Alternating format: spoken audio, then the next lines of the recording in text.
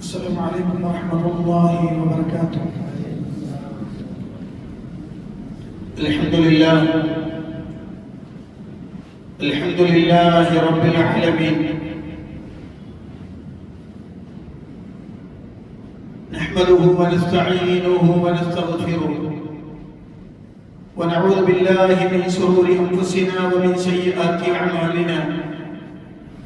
من يهده الله فلا مضل له ومن يضلل فلا هادي له، واشهد ان لا اله الا الله وحده لا شريك له، واشهد ان محمدا عبده ورسوله صلى الله وسلم وبارك عليه وعلى اله واصحابه ومن اهتدى بهداهم الى يوم الدين. اما بعد،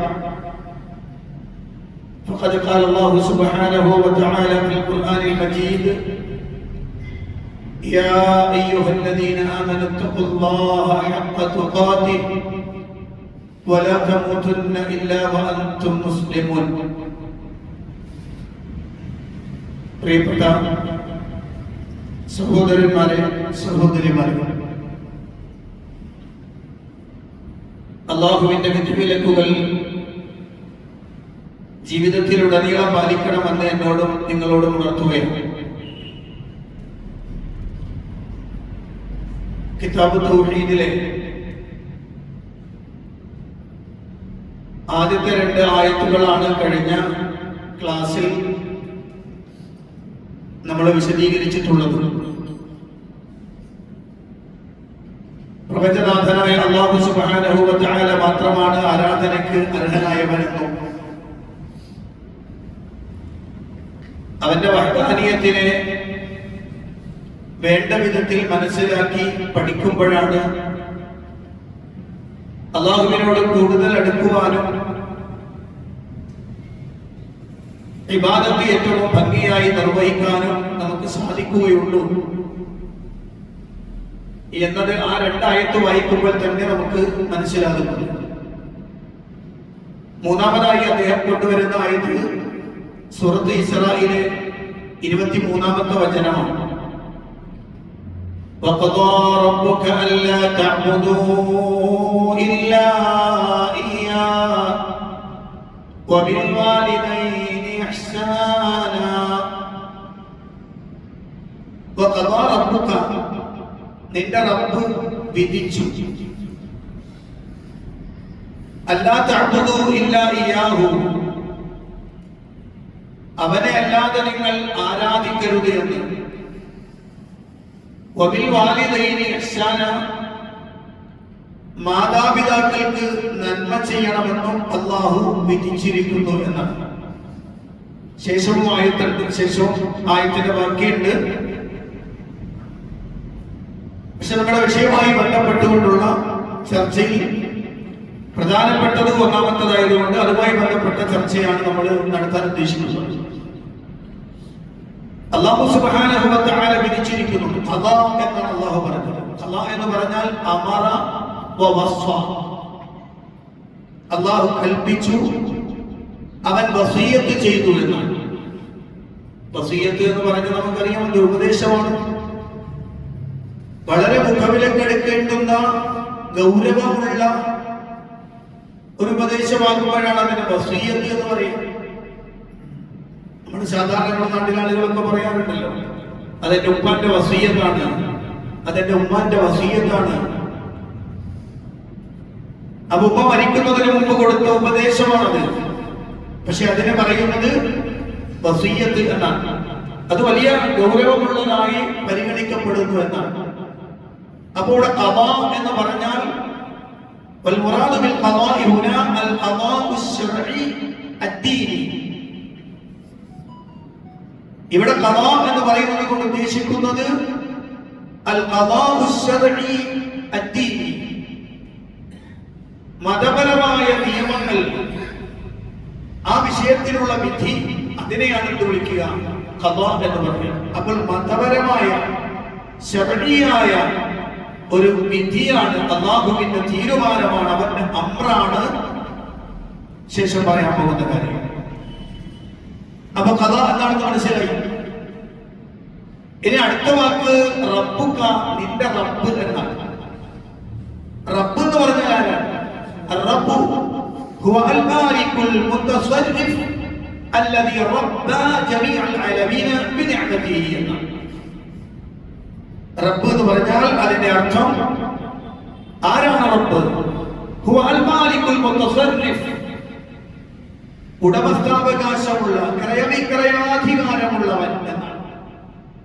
അല്ലദീ റബ്ബ ജമീഅൽ ആലമീന ബിനിഅമതിഹി, അങ്ങനെ സമ്പൂർണ്ണ ഉടമസ്ഥാവകാശമുള്ള സമ്പൂർണമായ ക്രയവിക്രയാധികാരമുള്ളവനാണ്. ലോകത്തെ മുഴുവനും അവന്റെ അനുഗ്രഹം മുഖേന, അനുഗ്രഹം കൊണ്ട് തർബിയത്ത് ചെയ്യാൻ കഴിയുള്ളവൻ എന്നാണ്. റബ്ബ എന്ന് പറഞ്ഞാൽ തർബിയത്ത് ചെയ്തു എന്നാണ്, പരിപാലിച്ചു. അപ്പൊ അല്ലാഹു സുബ്ഹാനഹു വ തആലയെ കുറിച്ച് റബ്ബ് എന്ന് പറയുമ്പോൾ വളരെ ഗൗരവതരമായി മനസ്സിലാക്കേണ്ടുന്ന ഒരർത്ഥമാണ്. കിതാബ് തൗഹീദിന്റെ വിശദീകരണമായി ശൈഖ് ഫൗസാൻ എടുത്തു കൊടുത്തിട്ടുള്ള വാക്ക് അർ-റബ്ബ് ഹുവ അൽ മാലികുൽ മുതസർരിഫ് അല്ലദീ റബ്ബ ജമീഅൽ ആലമീന ബിനിഅമതിഹി. അവനാണ് റബ്ബ്. അത് പ്രത്യേകം റുബൂബിയ്യത്തുമായി ബന്ധപ്പെട്ട് ഇൻഷാ അല്ലാഹ് നമ്മുടെ ചർച്ചയിൽ വരുന്നുണ്ട്. ആ ചർച്ചയിൽ നമ്മൾ ഇൻഷാ അല്ലാഹ് അത് വിശദീകരിക്കും. എനിപ്പോൾ പറമ്പിൽ പീടികയിൽ റുബൂബിയ്യത്തിന്റെ വിവിധ വശങ്ങളുമായി 9ഓളം ഖുത്ബകൾ കഴിഞ്ഞു. നാളെ ഇൻഷാ അല്ലാഹ് ബിഇദ്നില്ലാഹ് 10ാമത്തെ ഖുത്ബയാണ്. റുബൂബിയ്യത്ത് എന്താണെന്ന് മനസ്സിലാക്കണം, ഗൗരവതരമാണ്. അപ്പൊ അല്ലാഹു സുബ്ഹാനഹു വ തആല റബ്ബാണെന്ന് പറയുമ്പോൾ അതിന്റെ ഒരർത്ഥമാണ് പറഞ്ഞത് അൽ മാലിക് അൽ മുതസർരിഫ് അല്ലദീ റബ്ബ ജമീഅൽ ആലമീന ബിനിഅമതിഹി. അവന്റെ അനുഗ്രഹം കൊണ്ട് സർവ്വലോകങ്ങളെയും തർബിയത്ത് ചെയ്യുന്നവൻ, സർവ്വലോകങ്ങളെയും പരിപാലിക്കുന്നവൻ എന്നാണ് അതിന്റെ അർത്ഥം. അപ്പൊ ആ റബ്ബാണ്. അപ്പം ഗൗരവമായി റബ്ബുക, നിന്റെ റബ്ബ് തീരുമാനിച്ചു എന്ന് പറയുമ്പോൾ എന്ന് പറഞ്ഞാൽ അല്ലാഹു തീരുമാനിച്ചു. ഒരു നേതാവ് തീരുമാനിച്ചു എന്നതുപോലല്ല. റബ്ബ് എന്ന അല്ലാഹുവോട് പറയുമ്പോൾ ഈ അർത്ഥങ്ങൾ മുഴുവനും നിങ്ങളെ സമ്പൂർണമായും ഉടമപ്പെടുത്തിയ, നിങ്ങളുടെ കാര്യങ്ങളിലെല്ലാം ക്രയവിക്രയാധികാരത്തിന് സമ്പൂർണമായ അധികാരമുള്ളവൻ തീരുമാനിച്ചിരിക്കുന്നു. അത് ഇത്തിരി ഗൗരവമാണ് അല്ലേ? അപ്പൊ അത് ഗൗരവമായി. അപ്പൊ ആ ഖദാഇന് ഗൗരവം വന്നു എന്നാണ്. എന്താണ് അല്ലാഹു തീരുമാനിച്ചിട്ടുള്ളത്? അല്ല തഅബുദൂ ഇല്ലാ ഇയ്യാഹു, അവനെ അല്ലാതെ നിങ്ങൾ ആരാധിക്കരുത്. ഐ അൻ തഅബുദൂഹു വലാ തഅബുദൂ ഗൈറഹു, നിങ്ങൾ അവനെ ആരാധിക്കണം, അവനല്ലാത്തതിനെ ആരാധിക്കരുത്. അല്ലാഹു സുബ്ഹാനഹു വ തആല പറഞ്ഞതാണ്. രണ്ടാമത് അല്ലാഹു പറയുന്നത് വബിൽ വാലിദൈനി ഇഹ്സാന, മാതാപിതാക്കൾക്ക് നന്മ ചെയ്യണം എന്ന് പറഞ്ഞാൽ വഖദാ അൻ തുഹ്സിനു ബിൽ വാലിദൈനി ഇഹ്സാന കമാ ഖദാ അൻ തഅബുദൂഹു വലാ തഅബുദൂ ഗൈറഹു, നിങ്ങൾ നിങ്ങളുടെ മാതാപിതാക്കൾക്ക് നന്മ ചെയ്യണം എന്നും നിങ്ങളുടെ റബ്ബിന്റെ തീരുമാനമാണ്, അവന്റെ അമ്രാണ്, അവന്റെ വസീയത്താണ്. ഏതുപോലെ നിങ്ങൾ അവനെ മാത്രമേ ആരാധിക്കാവൂ, അവനല്ലാത്തതിനെ ആരാധിക്കരുത് എന്ന് കൽപ്പിച്ചതുപോലെയുള്ള കൽപ്പനയാണ്. അവന് മാത്രമേ നിങ്ങൾ ഇബാദത്ത് എടുക്കാവൂ എന്ന കൽപ്പനക്ക് പോലെയാണ് നിങ്ങളുടെ മാതാപിതാക്കൾക്ക് നിങ്ങൾ നന്മ ചെയ്യണം എന്നതും അല്ലാഹു കൽപ്പിച്ചിരിക്കുന്നു എന്നാണ്. അപ്പോൾ വഖദാ റബ്ബുക അല്ലാ തഅബുദു ഇല്ലാ ഇയ്യാഹു വബിൽ വാലിദൈനി ഇഹ്സാന. والمعنى الإجمالي للآية. أبو آية مطمئن أرثم إنيان الإخبار أن الله سبحانه وتعالى أمر ووصى على ألسن رسله أن يعبد وحده دون ما سواه، وأن يحسن الولد إلى والديه إحسانا بالقول والفعل ولا يسيء إليهما، لأنهما اللذان قاما بتربيته في حال صغره وضعفه حتى قوي واشتد. ഇതാണ് ആയത്തിന്റെ മുഴുവൻ അർത്ഥം. എന്ന് പറഞ്ഞാൽ അല്ലാഹു സുബ്ഹാനഹു വ തആല അവന്റെ ദൂതന്മാരുടെ നാവിലൂടെ നിങ്ങൾക്ക് വസിയ്യത്ത് നൽകുകയാണ്, നിങ്ങളോട് കൽപ്പിക്കുകയാണ്. അവനെ മാത്രമേ ആരാധിക്കാവൂ, അവനല്ലാത്തവനെ നിങ്ങൾ ആരാധിക്കരുത്. നിങ്ങളുടെ മാതാപിതാക്കൾക്ക് വാക്കാലും പ്രവർത്തിയാലും നിങ്ങൾ നന്മ ചെയ്യണം, അവരോട് മോശമായി പെരുമാറരുത്. കാരണം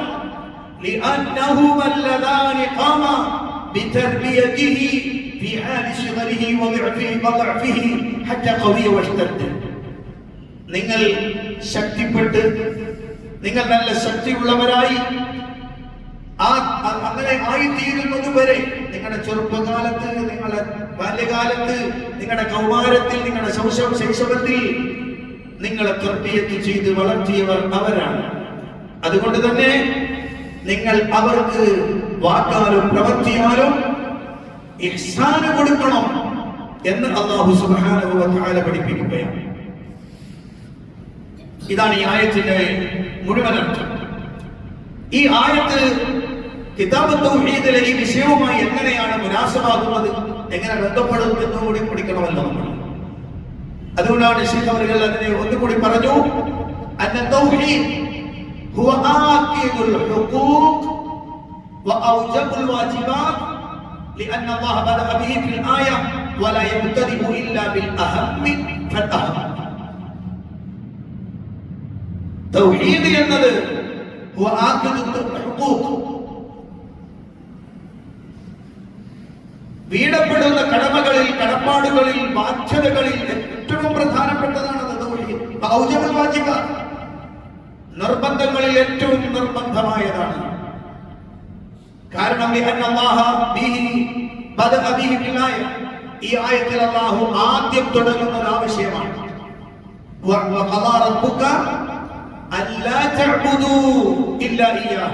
അങ്ങനെയാണ് തുടങ്ങുന്നത്. അല്ലാഹു ഒരു കാര്യം തുടക്കം പറയുന്നുവെങ്കിൽ അത് ഏറ്റവും പ്രധാനമുള്ളത് കൊണ്ടായിരിക്കുമെന്നാണ്. അതുകൊണ്ടാണ് ഒരു മനുഷ്യന്റെ ബാധ്യതകളെ കുറിച്ച് പറഞ്ഞപ്പോൾ ആദ്യത്തെ ബാധ്യത, ഒന്നാമത്തെ കടമ നിർവഹിക്കപ്പെടേണ്ടത് അല്ലാഹുവായിട്ടുള്ളതാണ്. അതുകൊണ്ടാണ് അല്ലാഹു അത് ആദ്യം പറഞ്ഞു വെച്ചത് എന്ന് നമുക്ക് മനസ്സിലാക്കാൻ കഴിയുന്നു എന്നാണ്. ഇനി അടുത്തതുമായി ഇസ്തിഫാദ് ആയ ഈ ആയത്തിൽ നിന്ന് നമുക്ക് എന്തൊക്കെയാണ് മനസ്സിലാക്കിയെടുക്കാനുള്ളത്? ഈ ആയത്തിൽ നിന്ന് നമ്മൾ എന്തൊക്കെയാണ് പ്രയോജനപ്പെടുത്താനുള്ളത്? അതിൽ നിന്ന് നമുക്ക് നിഷ്പന്നമായി കിട്ടുന്നത് എന്തൊക്കെയാണ്? ഒന്ന്, അന്ന തൗഹീദ ഹുവ അവ്വലു മാ അമറ അല്ലാഹു ബിഹി മിനൽ വാജിബാത്ത് വഹുവ അവ്വലുൽ ഹുഖൂഖി അൽ വാജിബത്തി അലൽ അബ്ദ്. ഒരടിമക്ക് ആദ്യം നിബന്ധനയായി തീരുന്നത്, ഒരു അടിമ ആദ്യമായി നിർവഹിക്കേണ്ടുന്ന കടമ അത് തൗഹീദാണ്. അല്ലാഹു സുബ്ഹാനഹു വ തആല കൽപ്പിച്ചിട്ടുള്ള നിർബന്ധങ്ങളിൽ ഒന്നാമത്തേത് അത് തൗഹീദാണ്. അതാണ് നമ്മൾ നേരത്തെ പറഞ്ഞ വാചകം. അതാണ് ഒന്നാമത്തെ വിഷയം. രണ്ട്, മാ ഫീ കലിമത്തി ലാ ഇലാഹ ഇല്ലല്ലാഹ് മിനൻ നഫി വൽ ഇസ്ബാത്ത് ഫഫീഹാ ദലീലുൻ അലാ അന്ന തൗഹീദ ലാ യഖൂമു ഇല്ലാ അലാ നഫി വൽ ഇസ്ബാത്ത് നഫി അൽ ഇബാദത്തി അമ്മാ സിവല്ലാഹ് വ ഇസ്ബാത്തിഹാ ലില്ലാഹ് കമാ സബഖ.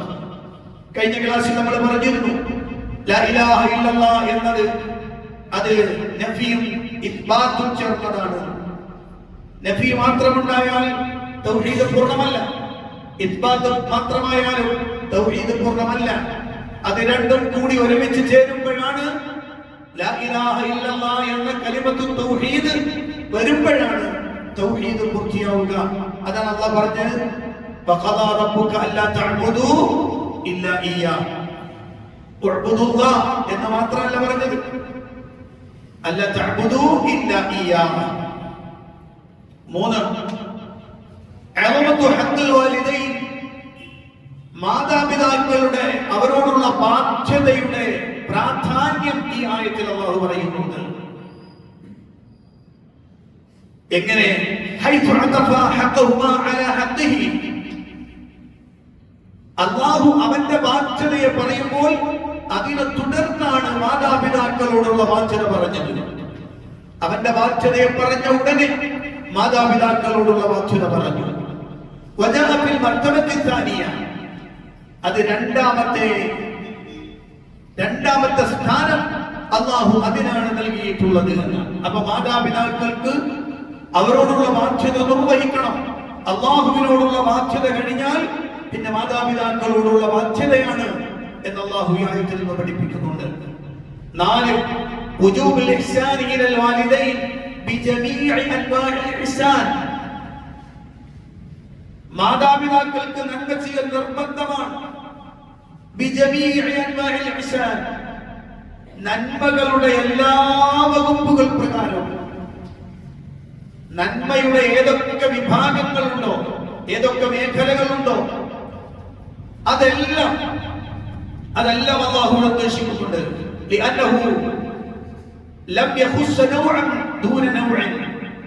അല്ലാഹു ഇവിടെ ഏതെങ്കിലും ഒരു പ്രത്യേക ഇഹ്സാൻ ഉദ്ദേശിച്ചിട്ടില്ല. ഇഹ്സാൻ എന്ന് വിളിക്കപ്പെടുന്നത് ഏതൊക്കെയുണ്ടോ നന്മയുടെ എല്ലാ മേഖലകളുടെയും അതിലൂടെയെല്ലാം മാതാപിതാക്കൾക്ക് നന്മ ചെയ്യണമെന്നുള്ള പറഞ്ഞ് പ്രത്യേകം ഓരോന്നും എടുത്തു പറഞ്ഞിട്ടില്ല.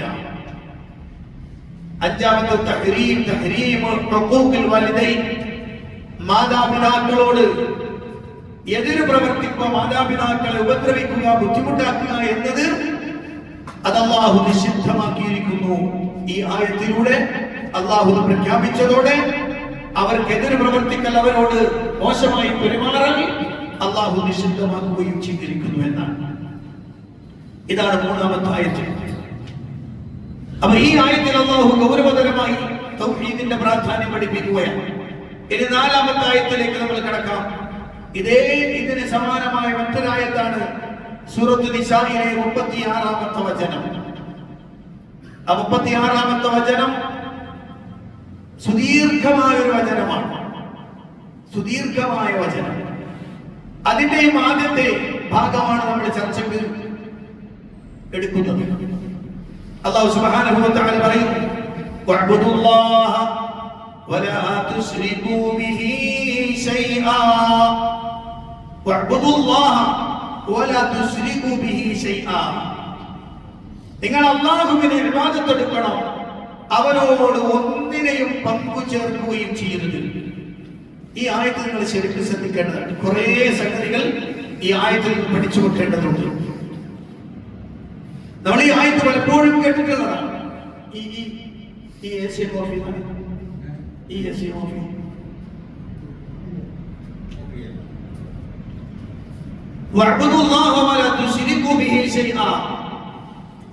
നിങ്ങൾ അല്ലാഹുവിനെ ഇബാദത്ത് എടുക്കുക, അവനോട് ഒന്നിനെയും പങ്കു ചേർക്കാതിരിക്കുക. ഈ വാക്കുകളൊക്കെ ശ്രദ്ധിക്കേണ്ടതാണ്. അല്ലാഹു സുബ്ഹാനഹു വ തആല പറഞ്ഞു, വഅബ്ദുല്ലാഹ്, നിങ്ങൾ അല്ലാഹുവിനെ ഇബാദത്ത് എടുക്കണം. അതെന്താ നമ്മൾ വിശദീകരിച്ചിട്ടുണ്ട്. വലാ തുശ്രികൂ ബിഹി ശൈഅ, അവനോട് ഒന്നിനെയും പങ്കു ചേർക്കാതിരിക്കണം. അപ്പോൾ അവനോട് ഒന്നിനെയും പങ്കു ചേർക്കരുത്. ലാ തുശ്രികൂ എന്ന് അല്ലാഹു പറഞ്ഞാൽ അതിന്റെ അർത്ഥം ഉത്റുകൂ വശിർക്ക്, നിങ്ങൾ ശിർക്ക് ഒഴിവാക്കണം. എന്താണ് ശിർക്ക്? ശിർക്കിന്റെ ഒരു ഭാഗം നമ്മൾ ഇവിടെ ചർച്ച ചെയ്യാം. എന്താണ് ശിർക്ക് എന്നതിന്റെ ഒരു ഭാഗം നമ്മൾ ഇവിടെ ചർച്ച ചെയ്യാം. അതെന്താണ്? വഹുവ തസ്വിയതു ഗൈരില്ലാഹി ബില്ലാഹി ഫീമാ ഹുവ മിൻ ഖസാഇസില്ലാഹ്. എന്താന്ന് പറഞ്ഞത്? നിങ്ങൾ ശിർക്ക് ഒഴിവാക്കണമെന്ന് പറഞ്ഞാൽ വഹുവ തസ്വിയതു ഗൈരില്ലാഹി ബില്ലാഹ്, അല്ലാഹു അല്ലാത്തവരെ അല്ലാഹുവിനോട് സമമാക്കുക, തുല്യമാക്കുക. അല്ലാഹു അല്ലാത്തവരെ അല്ലാഹുവിനോട് തുല്യമാക്കുക. ഏത് കാര്യത്തിൽ? ഫീമാ ഹുവ മിൻ ഖസായിസില്ലാഹ്, അല്ലാഹുവിന്റെ പ്രത്യേകതകളായ വിഷയങ്ങളിൽ, അല്ലാഹുവിന് മാത്രം പ്രത്യേകമായ വിഷയങ്ങളിൽ അല്ലാഹു അല്ലാത്തവരെ അല്ലാഹുവിനോട് സമപ്പെടുത്തുക. ഇത് വല്ലാത്തൊരു വാക്കാണ്. എന്തുകൊണ്ടാണ് നമ്മുടെ നാട്ടിലെ സമസ്തക്കാർ, സമസ്തയിലെ പണ്ഡിതന്മാരെന്ന് വിളിക്കപ്പെടുന്ന ആളുകൾ, പ്രബോധകന്മാരെന്ന് വിളിക്കപ്പെടുന്ന ആളുകൾ, അവരെന്തുകൊണ്ട് ശിർക്കാണ് ചെയ്യുന്നത് എന്ന് നമ്മൾ പറയേണ്ടി വരുന്നു? അത് നമുക്കറിയാം. കേരളത്തിൽ എഴുതപ്പെട്ട പുസ്തകങ്ങളിലും ലേഖനങ്ങളിലും അതുപോലെ തന്നെയുള്ള ചില മാസികകളിലൊക്കെ വന്ന വാക്കുകൾ അതീവ ഗുരുതരമാണ്. അതെന്താ? അല്ലാഹു കാണുന്നത് പോലെ കാണും, അല്ലാഹു കേൾക്കുന്നത് പോലെ കേൾക്കും, അല്ലാഹു അറിയുന്നത് പോലെ അറിയും, അള്ളാഹു സഹായിക്കുന്നത് പോലെ സഹായിക്കും. ഗൗരവമുള്ള വാക്കല്ലേ? അള്ളാഹു കാണുന്നത് പോലെ കാണാൻ, അത് അള്ളാഹുവിന്റെ ഖുസൂസിയത്താണ്. അള്ളാഹു കാണുക എന്നത് അത് അവന് മാത്രമുള്ളതാണ്, വേറെ ആർക്കും ആ കാഴ്ചയില്ല. അത് അള്ളാഹുവിന്റെ ഖാസാണ്. അവന്റെ കേൾവി അള്ളാഹുവിന്റെ ഖാസാണ്, അവന് മാത്രമാണ്. അവന്റെ അറിവ് അവന് മാത്രമുള്ളതാണ്, വേറൊരാൾക്കും അതില്ല. അപ്പൊ അള്ളാഹു കാണുന്നത് പോലെ കാണും എന്നൊരാൾ പറഞ്ഞാൽ അത് അള്ളാഹു അല്ലാത്ത ഒരാളെ തസ്ബിയത്ത് ചെയ്യലാണ്. അള്ളാഹു അല്ലാത്ത ഒരാളെ അള്ളാഹുവിന്റെ ഖുസൂസിയത്തിൽ സമപ്പെടുത്തലാണ്. ഗൗരവമുള്ള വാക്കാണ്. ഇവിടെ ഒരു സംഭവം കൂടി ഞാൻ പറയാം. കേരളത്തിൽ എഴുതപ്പെട്ട ഒരു പുസ്തകത്തിൽ അള്ളാഹുവിന്റെ ഇൽമിന് പരിധിയും മറയും ഇല്ലാത്തതുപോലെ മഹാന്മാരുടെ അറിവിന് പരിധിയും പരിമിതിയും ഇല്ല എന്ന് എഴുതി വെക്കുന്ന ചില മുസ്ലിയാക്കന്മാർ. ഞങ്ങൾ ലാ ഇലാഹ ഇല്ലല്ലാഹ് മുഹമ്മദ് റസൂലുള്ളാഹ് പ്രഖ്യാപിച്ചവരാണ്, ഞങ്ങളിൽ എങ്ങനെ ശിർക്ക് വരും എന്ന് ചോദിക്കുന്നുണ്ട് ചില ആളുകൾ. എന്തുകൊണ്ടാണ് കിതാബ് തൗഹീദിനെ ഭീകര ഗ്രന്ഥമെന്ന് പറയുന്നത്? നമ്മുടെ നാട്ടിലെ ഒരു തലതിരിഞ്ഞ മുസ്ലിയാരുണ്ട്. ഞാൻ അങ്ങനെ പറയുന്നത് ക്ഷമിക്കണം, കാരണം എല്ലാവരും അങ്ങനെയാണെന്ന് അയാൾ അങ്ങനെയാണെന്ന് പറഞ്ഞു കഴിഞ്ഞിരിക്കുന്നു. അത്തരമൊരു മുസ്ലിയാരുണ്ട്, ഒരു ഖാസിമിയാണ് അയാൾ. അദ്ദേഹം കണ്ടശ പ്രസംഗിച്ചു കിതാബ് തൗഹീദിനെതിരെ. കിതാബ് തൗഹീദ് ഭീകരവാദം വളർത്തുന്ന ഗ്രന്ഥമാണ്, തീവ്രവാദം വളർത്തുന്ന ഗ്രന്ഥമാണ്. എന്തുകൊണ്ടാണ് അത് പറയുന്നത്? തീവ്രവാദം വളർത്തുന്ന ഗ്രന്ഥമാണെന്ന് പറയാൻ അയാളെ പ്രേരിപ്പിച്ച ഘടകം അവർ വിശ്വസിക്കുന്ന വിശ്വാസധാരയെ തകർത്തെറിയുന്നത് കിതാബ് തൗഹീദിന്റെ ഇതിവൃത്തമാണ് എന്നതാണ്. കിതാബ് തൗഹീദ് അല്ലാഹുവിന്റെ വഹ്ദാനിയത്ത് ബോധ്യപ്പെടുത്താനുള്ളതാണ്. കിതാബ് തൗഹീദ് ശിർക്കിന്റെ വിവിധ മേഖലകളെ തകർത്തെറിയുന്ന ഗ്രന്ഥമാണ്.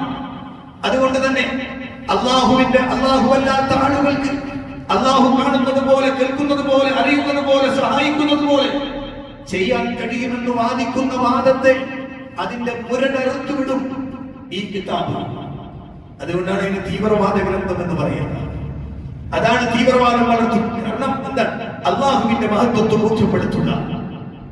നിങ്ങൾ ആലോചിച്ചു നോക്കൂ, ഞാൻ നേരത്തെ പറഞ്ഞ വാക്കുകൾ അതീവ ഗുരുതരമല്ലേ? അല്ല കാണുന്നത് പോലെ കാണാൻ ആർക്കാണ് കഴിയുക? ആർക്കും കഴിയില്ല. ഇനി അള്ളാഹു കൊടുത്തു എന്ന് ചില ആളുകൾ പറയാം, അത് വേറൊരു രസം. അള്ളാഹു കൊടുത്തു എന്ന് പറയാം. ആർ കൊടുത്തു? അള്ളാഹു മഹാന്മാർക്ക് അള്ളാഹുവിന്റെ ഖുസൂസിയത്ത് കൊടുത്തു എന്നോ? അല്ല കാണുന്നത് പോലെ. നമുക്ക് മലയാള ഭാഷ അറിയുന്നവരല്ലേ അല്ലേ? ഒന്നിനൊന്നോട് സാദൃശ്യം ചൊന്നാൽ ഉപമയാമത് എന്നല്ലേ പറയപ്പെടുന്നത്. അപ്പോൾ അതുപോലെ ഇത് എന്ന് പറഞ്ഞാൽ അതിലുള്ളത് ഇതിൽ ഉണ്ടാവണം, എന്നാലേ ഉപമിക്കാൻ പറ്റുള്ളൂ. അപ്പൊ ഇവിടെ മഹാന്മാർക്ക് അല്ലെങ്കിൽ അള്ളാഹു അല്ലാത്ത ആളുകൾ അള്ളാഹുവിന്റെ ഖുസൂസിയത്ത് അത് പങ്കുചേർക്കുക എന്നത് അതീവ ഗുരുതരമായ തെറ്റാണ്. അള്ളാഹു പറയുന്നു, അവരിൽ നിങ്ങൾ പങ്കുചേർക്കരുത്.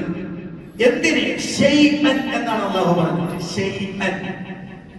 ശൈഅൻ എന്ന് പറഞ്ഞാൽ അത് അറബി ഭാഷയിൽ നക്കിറ എന്നാണ് പറയുക.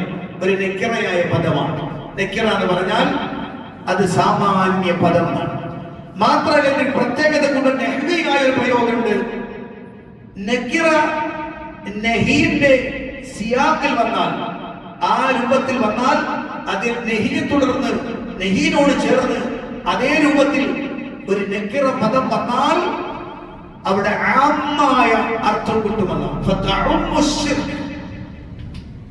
അപ്പൊ ശിർക്കിന്റെ എല്ലാ വകുപ്പുകളെയും അത് ഉദ്ദേശിക്കുന്നുണ്ട് എന്നാണ്. എന്ന് പറഞ്ഞാൽ കബീറഹു വസ്വഗീറഹു, ചെറുതാവട്ടെ വലുതാവട്ടെ എല്ലാ ശിർക്കുകളെയും ഉൾപ്പെടുത്തുന്ന വാക്കാണിത്. വലാ തുശ്രികൂ ബിഹി ശൈആ, അല്ലാഹുവിനോട് ഒന്നിനെയും നിങ്ങൾ പങ്കുചേർക്കരുത് എന്ന് പറയുമ്പോൾ ആ പങ്കുചേർക്കുന്ന വിഷയം ചെറുതാവട്ടെ വലുതാവട്ടെ ഏതായാലും അതിൽ ഉൾപ്പെടുന്നതാണ്. അത് ഈ വാചകം അറിയിക്കുന്നുണ്ട് എന്നാണ് പണ്ഡിതന്മാർ അതിനെ വിശദീകരിച്ചത്. അപ്പൊ ഈ ആയത്തിന്റെ പൂർണ്ണാർത്ഥം എന്താ? യഖ്റുല്ലാഹു സുബ്ഹാനഹു വ തആല ഇബാദഹു അല്ലാഹു അവന്റെ അടിമകളെ അറിയിക്കുകയാണ് ഈ ഇബാദത്തിഹി വഹ്ദ ലാ ശരീക ലഹു അവനെ മാത്രമേ ഇബാദത്ത് എടുക്കണം അവരോട് ഒന്നിനെയും പങ്കു ചേർക്കരുത് വയൻഹാഹു അനിശ് ശിർക്ക് അല്ലാഹു ശിർക്കിനെ വിരോധിക്കുകയാണ് വലം യഖുസ്സ നൗഅൻ മിൻ അൻവാഇൽ ഇബാദ നിങ്ങൾ അല്ലാഹുവിനെ ഇബാദത്ത് എടുക്കണമെന്ന് പറഞ്ഞപ്പോൾ ഇബാദത്തിന്റെ ഒരു വകുപ്പുകളെ പ്രത്യേകമാക്കിയല്ല പറഞ്ഞത് ലാ ദുആഅൻ വലാ സ്വലാത്തൻ വലാ ഗൈറഹുമാ അവിടെ ദുആ എന്ന് പ്രത്യേകം പറഞ്ഞില്ല നിസ്കാരം എന്ന് പ്രത്യേകം പറഞ്ഞിട്ടില്ല ഇത് രണ്ടും അല്ലാത്തതും പ്രത്യേകം പറഞ്ഞിട്ടില്ല ഇബാദത്തായത് എന്തൊക്കെയുണ്ടോ അത് അവന് മാത്രമായിരിക്കണം ഇബാദത്തായി പരിഗണിക്കപ്പെടുന്നത് എന്തുണ്ടോ അതെല്ലാം അവനാവണം മാത്രമല്ല അല്ലാഹു സുബ്ഹാനഹു വ തആല ഇങ്ങനെ പറയുന്നത് ലിയഅമൽ അംറു ജമീഅ അൻവാഇൽ ഇബാദ ഇബാദത്തിന്റെ എല്ലാ നൗഉകളെയും പൊതുവായി ഉൾപ്പെടുത്താൻ വേണ്ടിയാണ് അല്ലാഹു സുബ്ഹാനഹു വ തആല പറഞ്ഞിട്ടുള്ളത് ഇനി അല്ലാഹു സുബ്ഹാനഹു വ തആല അങ്ങനെ പറഞ്ഞപ്പോ അതിന്റെ കൂടെ വരം യഖുസ്സ നൗഅൻ മിൻ അൻവാഇ ശിർക്ക് ഏതെങ്കിലും ഒരു ശിർക്കിനെ പ്രത്യേകം അല്ലാഹു ഉദ്ദേശിച്ച് പറഞ്ഞിട്ടില്ല ഒരു പ്രത്യേകമായ ശിർക്കിനെ എടുത്തു പറഞ്ഞിട്ടില്ല എന്തുകൊണ്ട് ലിയഅമൻ നഹി ജമീഅ അൻവാഇ ശിർക്ക് ശിർക്കിന്റെ എല്ലാ വകുപ്പുകളും അതിൽ ഉൾപ്പെടണം അതുകൊണ്ടാണ് അപ്പൊ നിങ്ങൾ നോക്കൂ ഉഅ്ബുദുല്ലാഹ അതായത് വഅ്ബുദുല്ലാഹ വലാ തുശ്രികു ബിഹി ശൈആ എന്ന ആയത്തിൽ ഗഹനമായ ഈ വിഷയം ഉൾക്കൊള്ളുന്നു എന്ന് പറഞ്ഞാൽ ഇബാദത്തിന്റെ ഏതൊക്കെ വകുപ്പുണ്ടോ അത് നിസ്കാരമാവട്ടെ നോമ്പാവട്ടെ സകാത്താവട്ടെ ഹജ്ജാവട്ടെ ദുആയാവട്ടെ ഇസ്തിഗാസയാവട്ടെ ഇസ്തിആനയാവട്ടെ ഇസ്തിആനത്താവട്ടെ ശികായത്താവട്ടെ ത്വലബാവട്ടെ ഏതൊക്കെ വിഷയങ്ങൾ ഇബാദത്തിന്റെ പരിധിയിൽ വരുന്നുണ്ടോ അതെല്ലാം അല്ലാഹുവിനെ മാത്രമാക്കണം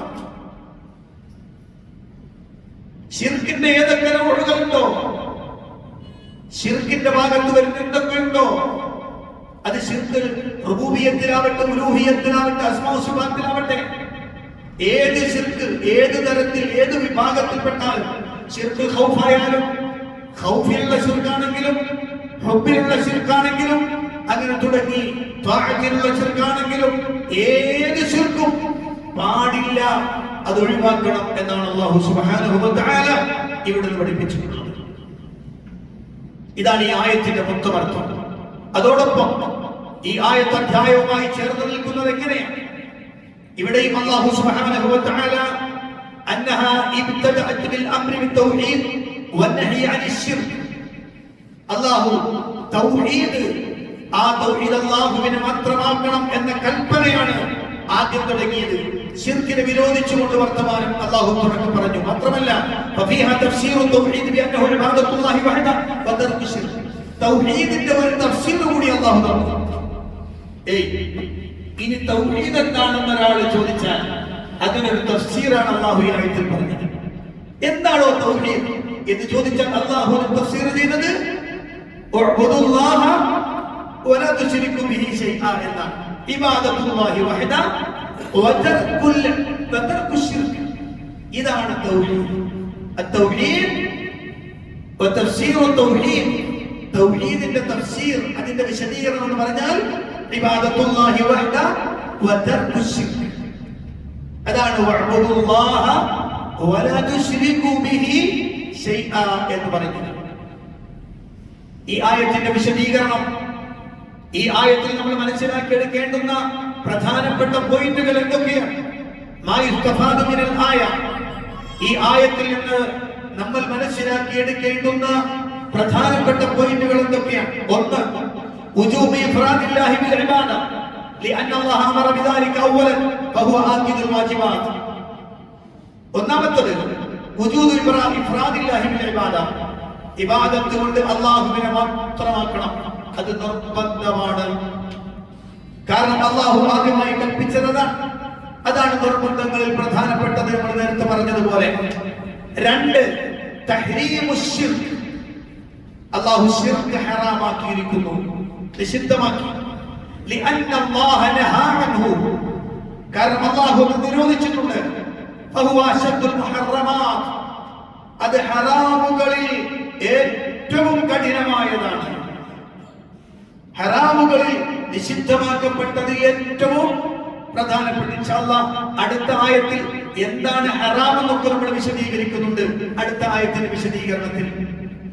അപ്പൊ അല്ലാഹു കടുത്ത ഹറാമായി പറഞ്ഞതാണ്, അല്ലാഹു കടുത്ത നിഷിദ്ധമായി പഠിപ്പിച്ചതാണെന്ന് ശിർക്കിനെ. മൂന്നാമത്തത് അന്നജിത്തിനബ ശിർക്ക് ശർത്തുൻ ഫീ സിഹ്ഹത്തിൽ ഇബാദ. ശരിക്ക് ആലോചിച്ച് വെച്ചോ, ശരിക്ക് പഠിച്ചു വെച്ചോ. അന്നജിത്തിനബ ശിർക്ക്, ശിർക്ക് ഒഴിവാക്കുക എന്നത് ശർത്തുൻ ഫീ സിഹ്ഹത്തിൽ ഇബാദ, ഇബാദത്ത് സ്വഹീഹാകാനുള്ള നിബന്ധനയാണത്. ഇബാദത്ത് സ്വഹീഹാവണോ, നിന്റെ നിസ്കാരം സ്വഹീഹാവണോ, നിന്റെ നോമ്പ് സ്വഹീഹാവണോ, നിന്റെ സക്കാത്ത് സ്വഹീഹാവണോ, നിന്റെ ഹജ്ജ് സ്വഹീഹാവണോ, നിന്റെ ഉംറ സ്വഹീഹാവണോ, നിന്റെ പുണ്യകർമ്മങ്ങൾ സ്വഹീഹാവണോ, എന്തുവാണോ? ശിർക്ക് ഒഴിവാക്കിയിരിക്കണം. കാരണം അന്നജിത്തിനാബ ശിർക്ക് ശർത്തുൻ ഫീ സിഹ്ഹത്തിൽ ഇബാദ. കാരണം എന്താ അങ്ങനെ പറയാൻ കാരണം لأن الله قرن الأمر بالعبادة بالنهي عن الشرك. കാരണം അല്ലാഹു സുബ്ഹാനഹു വ തആല ഇബാദത്ത് കൊണ്ടുള്ള കൽപ്പനയെ അല്ലാഹു ചേർത്തു വെച്ചിട്ടുള്ളത് ശിർക്കിനെ സംബന്ധിച്ചുള്ള നിരോധനയുമായിട്ടാണ്. അപ്പൊ ഇബാദത്ത് ഉണ്ടാവണമെങ്കിൽ ശിർക്ക് ഉണ്ടാവരുത്. ശിർക്ക് ഉണ്ടായാൽ ഇബാദത്ത് പൊളിയും. അപ്പൊ നിസ്കാരം പൊളിയും. എപ്പോ? ശിർക്ക് വന്നാൽ. ശിർക്കുള്ളവന്റെ നിസ്കാരം സ്വീകരിക്കപ്പെടില്ല. ഗൗരവത്തിൽ കാണേണ്ടതാണ്. ആളുകളൊക്കെ വളരെ നിസ്സാരമായിട്ടാണ് സംസാരിക്കുന്നത്. ഞങ്ങൾ 5 നേരം നിസ്കരിക്കുന്ന ഞങ്ങൾ, നീ അഥവാ എന്തെങ്കിലും വന്നു പോയി പഠിച്ചോ പൊറുക്കൂല. ഇത് സ്വീകരിക്കുന്നില്ലല്ലോ. നിസ്കാരം അല്ലാഹു സ്വീകരിക്കുക തന്നെ ഇല്ല. പിന്നല്ലേ പുറത്ത് കിട്ടാതിരിക്കലും. അപ്പൊ ഇതൊരു നിബന്ധനയാണ്, ഒരു അല്ലാഹു സുബ്ഹാനഹു വ തആല ശർത്താക്കിയതാണ്. ഇനി നാലാമത്തത് അന്ന ശിർക ഹറാമുൻ, ശിർക്ക് നിഷിദ്ധമാണ്. ഖലീലഹു വ കബീറഹു, കുറച്ചാണെങ്കിലും കൂടുതലാണെങ്കിലും. നമ്മളൊന്നും ചെയ്യുന്നില്ല, ചെറിയൊരു വർത്താനം മാത്രമേ ഉള്ളൂ. അതെ, ചെറുതാണെങ്കിലും ഹറാം പാടില്ലാത്തതാണ്. കൂടുതലായി ചെയ്താലും അതും അങ്ങനെ തന്നെയാണ്. കബീറഹു വ സഗീറ, വലിയ ശിർക്കാണെങ്കിലും ചെറിയ ശിർക്കാണെങ്കിലും. കാരണം ലിഅന്ന കലിമത്ത ശൈഅൻ, ശൈഅ് എന്ന കലിമത്ത് നകിറത്തുൻ ഫി സിയാഖിൻ നഹി ഫതഉമു കുല്ല ദാലിക. ഞാൻ നേരത്തെ പറഞ്ഞതാണ്, നഹിയുടെ സിയാഖിൽ നകിറ വന്നാൽ അമ്മാണ് എന്ന മഅന, അമ്മാണ് എന്നത് അവിടെ ബോധ്യപ്പെടുന്നുണ്ട്. അപ്പൊ ചെറുതാവട്ടെ വലുതാവട്ടെ, കുറച്ചാവട്ടെ കൂടുതലാവട്ടെ, ശിർക്ക് എങ്ങനെ വന്നാലും അത് മഹാപാതകമാണ്, അത് അല്ലാഹു നിഷിദ്ധമാക്കിയതാണ് എന്ന് അല്ലാഹു ബോധ്യപ്പെടുത്തുന്നു. ഇനി അഞ്ചാമത്തത് അന്നഹു ലാ യജൂസു അൻ യുശ്റക മഅ അല്ലാഹി അഹദുൻ ഫീ ഇബാദതിഹി. അല്ലാഹുവിനുള്ള ഇബാദത്തിൽ ഒരാളെയും അല്ലാഹുവിന്റെ കൂടെ പങ്കു ചേർക്കപ്പെടാൻ അനുവദനീയമല്ല. ലാ മലകുൻ വലാ നബിയ്യുൻ വലാ സ്വാലിഹുൻ മിനൽ ഔലിയാ വലാ സ്വനമുൻ.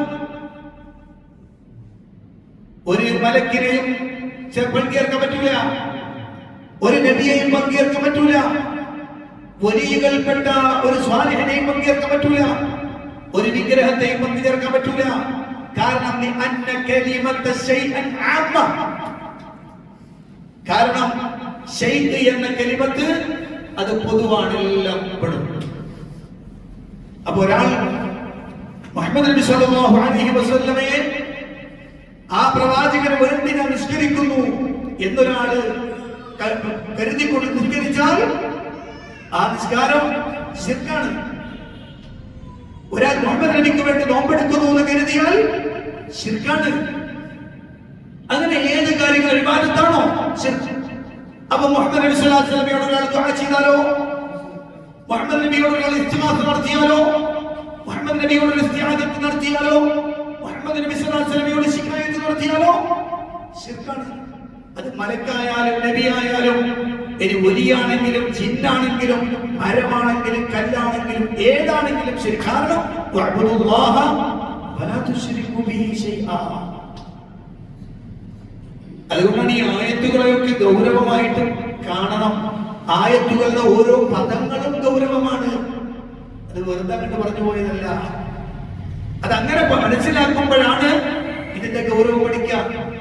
അല്ല, അതുകൊണ്ട് തന്നെയാണ് കിതാബ് തൗഹീദ് എന്ന ഗ്രന്ഥം, അതിന്റെ വിശദീകരണങ്ങളുമൊക്കെ ആളുകൾ അത്ര ഗൗരവതരമായി കാണാനുള്ള കാരണം. ഇത് ബോധ്യപ്പെടുമ്പോഴാണ് ആളുകൾക്ക് തങ്ങൾ ചെയ്തുകൊണ്ടിരിക്കുന്ന അബദ്ധം ബോധ്യപ്പെടുകയാണ്. നബി സല്ലല്ലാഹു അലൈഹി വസല്ലം ആ പ്രവാചകനെ വിളിച്ചുകൊണ്ട്, ഇപ്പൊ മങ്കൂസ് പോലതിനെ കുറിച്ച് നമ്മൾ പറയും, അതിൽ ശിർക്കിന്റെ വചനങ്ങളുണ്ട്, ശിർക്കിന്റെ വാക്കുകൾ അതിലുണ്ട്. കാരണം എന്താ? അതിൽ പ്രവാചകൻ സല്ലല്ലാഹു അലൈഹി വസല്ലമയോട് പറയുന്ന ഒരു വാക്കുണ്ട്. പ്രവാചകൻ സല്ലല്ലാഹു അലൈഹി വസല്ലമയോട് പറയാ, സയ്യിദ സാദാതി ജിത്തുക ഖാസിദ അർജു ഹിമാക ഫലാ തുഖയ്യിബ മഖ്സദി قد حل بي ما قد علمت من الأذى والظلم والضعف الشديد فأسعدي يا سيد السادات. ഏ നേതാക്കന്മാരുടെ നേതാവായ നബിയെ, ജിത്തുക, ഞാനിതാ അങ്ങയുടെ അടുത്ത് വന്നിരിക്കുകയാണ്. ഖാസിദൻ, അങ്ങയെ ലക്ഷ്യം വെച്ചാണ് വന്നിരിക്കുന്നത്. അങ്ങയെ ലക്ഷ്യം വെച്ച് വന്നിരിക്കുകയാണ്. പിന്നെന്താ ഇവിടെ പറയുന്നത്? ഞാൻ ആഗ്രഹിക്കുന്നത്, പ്രതീക്ഷിക്കുന്നത് അങ്ങയുടെ ആ സുരക്ഷിത മേഖലയാണ്. അർജു ഹിമാക, അങ്ങയുടെ സുരക്ഷിത മേഖല, അതാണ് ഞാൻ ഉദ്ദേശിക്കുന്നത്, ഞാൻ ലക്ഷ്യം വെച്ചിട്ടുള്ളത്, പ്രതീക്ഷിക്കുന്നത്, ആഗ്രഹിക്കുന്നത്. എന്റെ മഖ്സദ്, ഞാൻ ലക്ഷ്യമാക്കപ്പെടുന്നത് എന്താണോ അതങ്ങ് വൃഥാവിലാക്കല്ല നബിയെ. ഖദ് ഹല്ല ബി, എനിക്ക് വന്നിറങ്ങിയിട്ടുണ്ട്. മാ ഖദ് അലിംത, നീ അറിഞ്ഞ ഒന്ന് നബിയെ, നിങ്ങൾ അറിഞ്ഞ ഒന്ന് എനിക്ക് വന്നിറങ്ങിയിട്ടുണ്ട്. എന്ത്? മിനൽ അദാ, പ്രയാസത്താൽ, വദ്ദുൽ, അക്രമത്താൽ, വദ്ദുഅഫ്, ദുർബലതയാൽ, ഇതൊക്കെ എനിക്ക് വന്നിട്ടുണ്ട്. അതുകൊണ്ട് നബിയെ ഫസ്ബിരി, ഇതെല്ലാം മാറ്റി എനിക്ക് നിങ്ങൾ വിജയം തരണം നബിയെ. സുബ്ഹാനല്ലാഹ്, ഇത് അല്ലാഹുവിനോട് പറയേണ്ടതല്ലേ? ഇത് അല്ലാഹുവിനോടല്ലേ പറയേണ്ടത്? ഇവിടെ ഇയാളുടെ വാചകങ്ങളിൽ ഇയാൾ പ്രതീക്ഷിക്കുന്നത് അല്ലാഹുവിനെ അല്ല, അല്ലാഹുവിന്റെ ദൂതനെയാണ്. ജീവിച്ചിരിക്കുന്ന റസൂലുള്ളാഹിന്റെ അടുത്ത് വന്ന് ഒരാൾ നബിയെ ഞാൻ അങ്ങയെ പ്രതീക്ഷിക്കുന്നുണ്ട് എന്ന് പറയുന്നത് പോലെ അല്ല. നബി സല്ലല്ലാഹു അലൈഹി വസല്ലം വഫാത്തായി കഴിയുമ്പോൾ അതിന്റെ അർത്ഥവും ആശയവും മാറുന്നുണ്ട്. അങ്ങനെ ധാരാളം വരികൾ ഞാൻ അതിലൂടെ പോകാൻ ഉദ്ദേശിക്കുന്നില്ല. അതുകൊണ്ട് തന്നെയാണ് പണ്ഡിതന്മാർ പറഞ്ഞത്, അന്നഹു ലാ യജൂസു അൻ യുശ്റക മഅല്ലാഹി അഹദുൻ ഫി ഇബാദത്തി ലാ മലകുൻ വലാ നബിയ്യുൻ വലാ സാലിഹുൻ മിനൽ ഔലിയാ. കാരണം ഇവരാരും പറ്റൂല, സ്വലവും പറ്റൂല. സ്വലമ് മാത്രമല്ല പറ്റാതിരിക്കുന്നത്, ഇതെല്ലാം അതിൽ വകുപ്പിൽപ്പെടുന്നതാണ്. കാരണം സിയാഖുൻ നഹിയിൽ നക്കിറ വന്നാൽ ആമിന്റെ മഅനയുണ്ട്, ആമിന്റെ അർത്ഥമോടെ ലഭിക്കും എന്ന് അറബി ഗ്രാമർ അറിയുന്ന ആളുകൾക്ക് മനസ്സിലാക്കാൻ കഴിയും. ഇത് ഈ ആയത്ത് വിശദീകരിച്ചുകൊണ്ട് പണ്ഡിതന്മാർ പറഞ്ഞതാണ്. ഇനി നമ്മൾ അടുത്ത ആയത്തിലേക്ക് പ്രവേശിക്കുകയാണ്. അത് കുറച്ച് സുദീർഘമായ ആയത്താണ്. അതിലെ പ്രധാനപ്പെട്ട ഭാഗം മാത്രമായിരിക്കും ഇൻഷാ അല്ലാഹ് ഇന്ന് നമ്മൾ സംസാരിക്കുക. അതിന് കഴിഞ്ഞാൽ പിന്നെ നിങ്ങൾക്ക് ചില ആളുകൾക്ക് സംശയമുണ്ടെങ്കിൽ ആ സംശയം ഇൻഷാ അല്ലാഹ് അതിനെ ദൂരീകരിക്കാനുള്ള സമയം കൂടി നമ്മൾ ഇന്നു മുതൽ കാണുന്നുണ്ട്. കഴിഞ്ഞ ക്ലാസ്സിൽ സൂചിപ്പിച്ചിരുന്നു, ആർക്കെങ്കിലും സംശയം ഉണ്ടെങ്കിൽ നമുക്ക് എന്ത് ചെയ്യാം, അത് ദൂരീകരിച്ചു കൂടി പോകാമെന്നാണ്. അതുകൊണ്ട് ഇന്ന് ഈ അടുത്ത ആയത്തിന്റെ പ്രധാനപ്പെട്ട ചില ഭാഗങ്ങൾ നമ്മൾ പറയും. ബാക്കി നമ്മൾ അടുത്ത ക്ലാസ്സിലേക്ക് ഇൻഷാ അല്ലാഹ് നമ്മൾ മാറ്റിവെക്കുന്നുണ്ട്. അടുത്ത ആയത്ത് സൂറത്തുൽ അൻആമിലെ 151 മുതൽ 153 വരെ വരുന്ന ആയത്തുകളാണ്. ഈ ആയത്തിന് ഒരു പ്രത്യേകതയുണ്ട്. ഈ ആയത്തിന് ഒരു പ്രത്യേകതയുണ്ട്.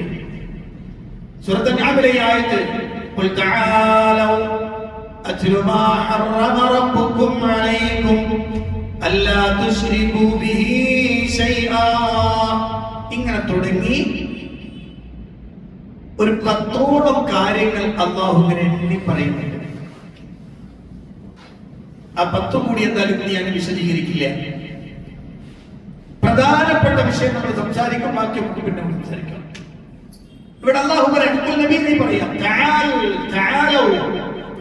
നിങ്ങൾ വരൂ, അത്ലു ഞാൻ ഓതിത്തരും. എന്തോതിത്തരും? മാ ഹറമ റബ്ബുക്കും, നിങ്ങളുടെ റബ്ബ് നിഷിദ്ധമാക്കിയത് ഞാൻ ഓതിത്തരും നിങ്ങൾക്ക്. അല്ലാ തുശ്രികൂ ബിഹി ശൈആ, അതിൽ ഒന്നാമത്തെ നിങ്ങൾ അല്ലാഹുവല്ലാതെ ഒന്നിനെയും അല്ലാഹുവിനോട് ഒന്നിനെയും പങ്കു ചേർക്കരുത്. അത് നമ്മൾ വായിച്ചതാണ്. ഈ ആയത്തിൽ അല്ലാഹു സുബ്ഹാനഹു വ തആല പറയുന്ന പ്രധാനപ്പെട്ട ചില കാര്യങ്ങളുണ്ട്. അതിൽ അല്ലാഹു പ്രവാചകനോട് പറയാൻ ആവശ്യപ്പെടുകയാണ്, തആലൗ, നിങ്ങൾ വരൂ. ഗൾഫിലൊക്കെ പണിയെടുത്ത ആളുകൾക്ക് അറിയാൻ പോയവർക്കറിയാം തആൽ എന്ന് പറയാറുണ്ട്. തആൽ എന്ന് പറഞ്ഞാൽ വരൂ എന്നർത്ഥത്തിന് പറയാം. തആലൗ എന്ന് പറഞ്ഞാൽ ഹലുമു അഖ്ബിലു, നിങ്ങൾ മുന്നോട്ട് വരി, ഇങ്ങോട്ട് വരൂ വരൂ എന്ന് വിളിക്കുന്ന പ്രയോഗമാണ്. എന്താ വരേണ്ടത്? അത്ലു, ഞാൻ ഓതിത്തരും എന്ന് പറഞ്ഞാൽ അഖ്സുസു അലൈക്കും വഅഖ്ബിറുക്കും, ഞാൻ നിങ്ങൾക്ക് വിശദീകരിച്ചു തരാം, ഞാൻ നിങ്ങൾക്ക് അറിയിച്ചു തരാം. എന്ത്? മാ ഹറമ റബ്ബുക്കും അലൈക്കും, നിങ്ങൾക്ക് നിങ്ങളുടെ റബ്ബ് നിഷിദ്ധമാക്കിയത് എന്താണ്. അതിൽ നമ്മൾ റബ്ബ് എന്താണെന്ന് കഴിഞ്ഞ ആയത്തിന്റെ വിശദീകരണത്തിൽ പറഞ്ഞിട്ടുണ്ട്. അതുകൊണ്ട് നമുക്ക് എന്താണ് ഹറാം? ഹറമ എന്ന് പറഞ്ഞാൽ എന്താണ്?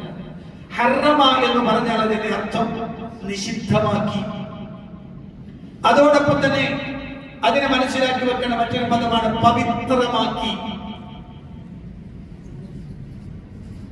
അപ്പൊ ഹറാം എന്ന് പറയുമ്പോൾ നിഷിദ്ധമാണ്, നിഷിദ്ധമായ കാര്യങ്ങൾ എന്ന് മാത്രമല്ല അർത്ഥം, പവിത്രമായ കാര്യങ്ങൾ എന്ന് കൂടി പറയാം.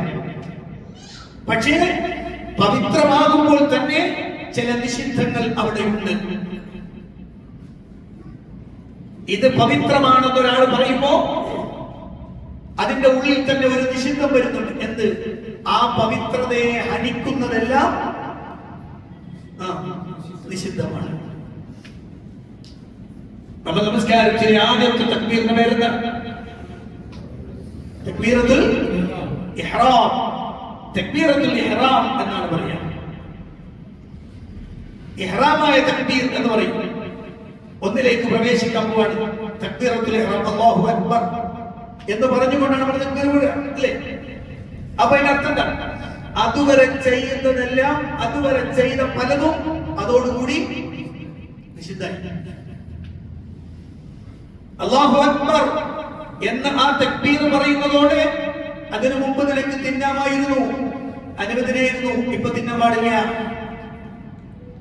നിനക്ക് കുടിക്കാമായിരുന്നു, ഇപ്പൊ കുടിക്കാൻ പറ്റൂല. നിനക്ക് നിന്റെ ഭാഷ സംസാരിക്കാമായിരുന്നു, ഇപ്പൊ അത് പറ്റൂല, ഇനി അത് പറ്റൂല. നിനക്ക് ഓടാമായിരുന്നു, ചാടാമായിരുന്നു, അതൊന്നും ഇപ്പൊ പറ്റൂല. ഇങ്ങനെ തുടങ്ങി കുറെ നിഷിദ്ധങ്ങൾ അതോടുകൂടി നിനക്ക് വന്നു ചേരുന്നുണ്ട്. മനസ്സിലായോ? അപ്പൊ സ്വാഭാവികമായും ഈ ഹറാം എന്ന് പറയുന്നത് ഉദ്ദേശിക്കുന്ന അൽ ഹറാമുൽ മംനൂഉ മിൻ, ഇവിടെ ഉദ്ദേശിക്കുന്നത് അൽ മംനൂഉ മിൻ, ഏതൊരു കാര്യമാണോ തടയപ്പെടുന്നത് അതിനെയാണ് ഉദ്ദേശിക്കുന്നത്. പാടില്ല എന്ന് പറയപ്പെടുന്നതിനെയാണ് ഉദ്ദേശിക്കുന്നത്. അതെന്താണ്? ഹറാം തടയപ്പെട്ട കാര്യം എന്താണ്? അങ്ങനെ പറഞ്ഞാൽ എന്താണ് മനസ്സിലാക്കേണ്ടത്? അത് ഹുവ മാ യുആഖബു ഫാഇലുഹു വയുദാബു താരികുഹു എന്നാണ്. മാ യുആഖബു ഫാഇലുഹു, ആ ഹറാം പ്രവർത്തിക്കുന്നവൻ ശിക്ഷിക്കപ്പെടും. വയുദാബു താരികുഹു, അത് ഉപേക്ഷിക്കുന്നവൻ അവന് പ്രതിഫലം നൽകപ്പെടും. ഇതാണ് അതിന്റെ തഹരീഫ്.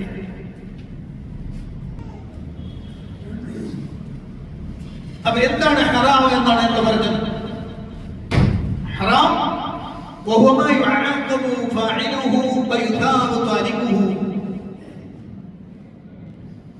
ഹറാം ഒരാൾ ഉപേക്ഷിച്ചാൽ അയാൾക്ക് പ്രതിഫലമുണ്ട്. ഹറാം ഒരാൾ ചെയ്താൽ അയാൾക്ക് ശിക്ഷയുണ്ട്. അപ്പോൾ ശിക്ഷിക്കപ്പെടുകയും ഉപേക്ഷിച്ചാൽ പ്രതിഫലം നൽകപ്പെടുകയും ചെയ്യുന്നതിനെയാണ് ഹറാം അൽ മംനൂഅ മിൻഹു എന്ന് പറയുന്നത്.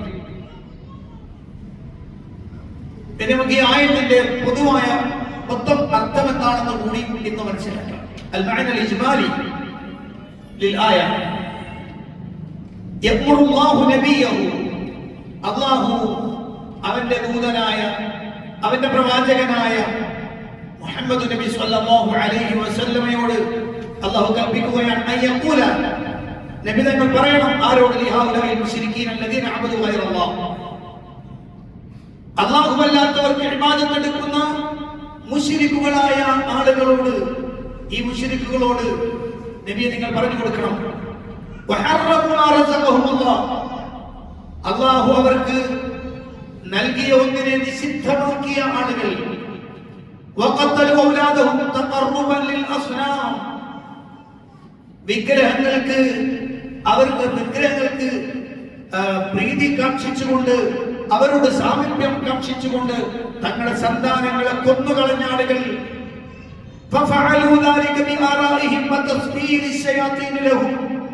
അവരെങ്ങനെ ചെയ്യുന്നത്? അവരുടെ അഭിപ്രായ പ്രകാരം പിശാചിന്റെ ദുർബോധനം നിമിത്തമാണ്. അത്തരം ആളുകളോട് പറഞ്ഞു കൊടുക്കണം. ഹലുമു അഖുസു അലൈക്കും, നിങ്ങൾ എൻ്റെ അടുത്തേക്ക് വരൂ, ഞാൻ നിങ്ങൾക്ക് വിശദീകരിച്ചു തരാം. മാ ഹറമ ഖാലിഖുകും വമാലികുകും, നിങ്ങളുടെ സൃഷ്ടാവും നിങ്ങളുടെ ഉടമസ്ഥനുമായ അല്ലാഹു നിഷിദ്ധമാക്കിയത് എന്താണെന്ന്. തഹരീമൻ ഹഖൻ ലാ തഖറുസൻ വദന്ന, യഥാർത്ഥത്തിൽ എന്താണ് നിഷിദ്ധം? അത് മതിൽപ്പെട്ടു പറയുന്നതല്ല, ഊഹാപോഹത്തിന്റെ അടിസ്ഥാനത്തിലല്ല. പിന്നെയോ ബൽ ബിവഹീൻ മിൻഹു വഅംരിൻ മിൻ ഇൻദിഹി, അവന്റെ അടുത്തുള്ള വഹീ പ്രകാരം, അവന്റെ അടുത്തുള്ള കൽപ്പന പ്രകാരമാണ് ഞാൻ നിങ്ങൾക്ക് വിശദീകരിച്ചു തരുന്നത്. വദാലിക ഫീമാ വസാഅകും ബിഹി ഫീ ഹാദിഹി നസായ ബിൽ അശ്ർ, നസായ അൽ അശ്ർ. അതാണ് അല്ലാഹു സുബ്ഹാനഹു വ തആല ഈ 10 ഉപദേശങ്ങളിൽ അല്ലാഹു നിങ്ങൾക്ക് ഉപദേശിച്ചു തരുന്ന ഉപദേശങ്ങൾ. ആ 10 ഉപദേശങ്ങൾ ആണ് ഇനി നമ്മൾ വിശദീകരിക്കുക. ഇൻഷാല്ലാ അത് അടുത്ത ക്ലാസ്സിലാണ് നമ്മൾ വിശദീകരിക്കുക. അപ്പോൾ നബി സല്ലല്ലാഹു അലൈഹി വസല്ലമയെ വിളിച്ചുകൊണ്ട് അല്ലാഹു പറയുന്നത്, നബിയെ, നിങ്ങളുടെ മുന്നിലുള്ള ശിർക്ക് വെക്കുന്ന ആളുകൾ, അല്ലാഹു അല്ലാത്തവർക്ക് ഇബാദത്ത് എടുക്കുന്ന ആളുകൾ, അവരെ വിളിച്ചിട്ട് പറയാനുള്ളത്, അല്ലാഹു അനുവദിച്ച നൽകിയതിനെ പലതും നിഷിദ്ധമാക്കുന്ന ആളുകളുണ്ട്. മാത്രല്ല, അവർ അല്ലാഹുവിനോടും അല്ലെങ്കിൽ അവരുടെ വിഗ്രഹങ്ങൾ അവർ വിളിച്ചു പ്രാർത്ഥിക്കുന്ന ആളുകൾക്ക് അതിനോട് സാമീപ്യം കിട്ടാൻ വേണ്ടി, അടുപ്പം കിട്ടാൻ വേണ്ടി തങ്ങളുടെ സന്താനങ്ങളെ കൊന്നുകളയുന്ന ആളുകൾ. ഭയങ്കര വാക്കുകൾ കേട്ടോ. ഈ കഴിഞ്ഞ ദിവസം ഉണ്ടായ ഒരു കൊലപാതകവുമായി ബന്ധപ്പെട്ട് നോക്കുമ്പോ ഇത്തരം ചില അന്ധവിശ്വാസങ്ങളാണ്. തസ്ബീഹ് ശയാത്തീനാണ്, പിശാചിന്റെ ദുർബോധനം. അങ്ങനെയാണ് ഈ നരബലി നടത്തുക. തന്റെ മുന്നിൽ ജീവിക്കുന്ന ഒരാൾക്ക് മുടി കൂടുതലുള്ളതിന്റെ പേരിൽ തനിക്ക് അപകടം പറ്റുമെന്നോ തനിക്ക് പ്രയാസമുണ്ടാകുമെന്നോ വിചാരിക്കുമ്പോൾ അതിനെ അങ്ങ് ഇല്ലാതാക്കി കളയുന്ന തരത്തിലേക്ക് മനുഷ്യന്റെ വിശ്വാസം അന്ധമായി തീരുന്നു. മന്ത്രവാദികൾ ദുർമന്ത്രങ്ങൾ നടത്തുന്നു. മന്ത്രം ഇസ്ലാമിലുണ്ട്, അത് പ്രാർത്ഥനയാണ്. മന്ത്രവാദം ചെയ്തോരോ പ്രവർത്തനങ്ങൾ ആളുകൾ നടത്തിക്കൊണ്ടിരിക്കുന്നു. എന്തൊക്കെയാണ് നമ്മുടെ സമൂഹത്തിൽ നടന്നുകൊണ്ടിരിക്കുന്നത്? ഇത്തരം ചില വിശ്വാസങ്ങൾ മക്കയിലെ മുശ്രിക്കുകൾ തങ്ങളുടെ കുട്ടികളെ തങ്ങളുടെ ദൈവത്തിന് പ്രീതിയായി അറുകൊല ചെയ്തിരുന്ന ആളുകൾ, അവരെ വിളിച്ചിട്ട് പറഞ്ഞു കൊടുക്കുന്ന നബിയെ, എന്തൊക്കെയാണ് നിങ്ങൾ ചെയ്യേണ്ടത്? അത് വെറും വർത്തമാനമല്ല, ഊഹാമോഹമല്ല. നിങ്ങൾ കണ്ടെത്തിയതുപോലെ ഏതെങ്കിലും ധാരണയുടെ അടിസ്ഥാനത്തിലല്ല. അല്ലാഹുവിൽ നിന്നുള്ള വഹീൻ മിൻഹു വഅംരിൻ മിൻ ഇൻദിഹി, വഹീന്റെ അടിസ്ഥാനത്തിലാണ്, അവന്റെ കൽപ്പന പ്രകാരമാണ് ഈ വിഷയം നിങ്ങൾക്ക് പറഞ്ഞു തരുന്നത് എന്ന് നബി സല്ലല്ലാഹു അലൈഹി വസല്ലം വിശദീകരിക്കാൻ വേണ്ടി നബി സല്ലല്ലാഹു അലൈഹി വസല്ലം അവതരിപ്പിച്ചതാണ് സൂറത്തുൽ അൻആമിലെ 151 മുതൽ 53 വരെ വരുന്ന ആയത്തുകൾ. അതിന്റെ ഓരോ ഭാഗങ്ങളെയും കൃത്യമായി നമുക്ക് ഇൻഷാ അല്ലാഹ് അടുത്ത ക്ലാസ്സിൽ വിശദീകരിക്കാം. അല്ലാഹു അനുഗ്രഹിക്കുമാറാവട്ടെ. ഇനി എന്തെങ്കിലും ചോദിക്കാനുണ്ടെങ്കിൽ ചോദിക്കാൻ പറ്റും.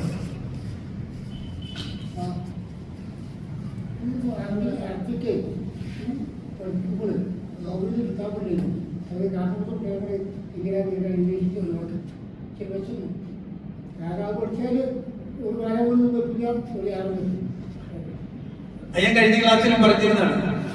അതായത് ഈ തൗഹീദ് കിതാബിനെതിരായിരുന്ന യൂണിവേഴ്സിറ്റിയിൽ അവർ സമരം നടത്തിയതും പ്രശ്നം ഉണ്ടാക്കിയതും ഒക്കെ എന്താണ് കാരണം എന്നൊക്കെ നമ്മൾ കഴിഞ്ഞ ക്ലാസ്സിൽ വിശദീകരിച്ചിരുന്നു.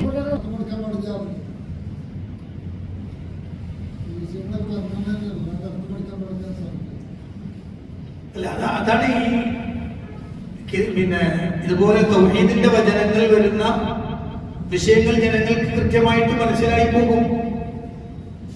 അങ്ങനെ മനസ്സിലാകും എന്നതുകൊണ്ടാണ് എന്ത് ചെയ്ത ഖുർആൻ പഠിക്കണ്ടെന്ന് പറഞ്ഞു. എന്നും അത്തരം വർത്തമാനങ്ങൾ വീണ്ടും കേൾക്കുന്നുണ്ട്. പക്ഷെ ഇന്ന് ഖുർആന്റെ പരിഭാഷകൾ പലരും എഴുതിയിട്ടുണ്ടെങ്കിലും ആ പരിഭാഷകളെ കുറിച്ചും ശക്തമായി തന്നെ വിയോജിപ്പുകൾ രേഖപ്പെടുത്തുന്നുമുണ്ട്. അതൊരു ശരിയായ പണിയല്ല എന്നും അതുകൊണ്ടാണ് ഈ അപകടങ്ങളൊക്കെ ഉണ്ടായതെന്നും ഈ കഴിഞ്ഞ കുറച്ച് ദിവസങ്ങൾക്ക് മുമ്പ് ഒരു മുസ്ലിം പ്രസംഗിക്കുന്നുണ്ടായിരുന്നു. അന്നേ പറഞ്ഞതാണ് പാടില്ലാന്ന്.